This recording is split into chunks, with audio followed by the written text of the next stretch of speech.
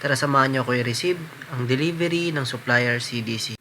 Nakakaratilya nga lang pala si kuya kasi doon siya sa gilid nagpark. Ayan, sinecheck kong mabuti. Natagalan nga pala kami sa pag-check.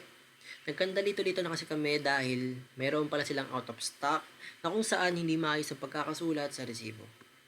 Kaya kami natagalan.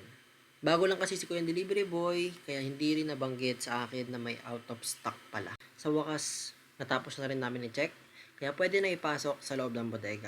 Ipapasok na nga pala natin sa encoding area ang mga produkto at i-encode natin isa-isa. Stay hydrated, lalo na ngayong summertime. Inaayos ko na ang mga bagong deliver na produkto. Inaayos ko siya base sa pagkasunod-sunod sa resibo para mas maayos ko ma-encode ang mga produkto. Pasensya nga pala kung madilim. Sa susunod na video, naglagay na ako ng maraming ilaw para mas maganda ang quality ng iyong mapapanood. Nakakagutom nga rin pala kasi nakakapagod rin to. Tamang kain nga lang pala tayo dito.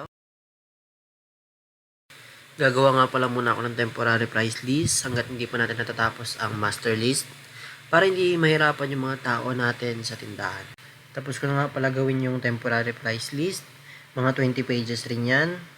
Bali, pinagdikit ko lang dalawang bond paper kasi para na rin siyang master list.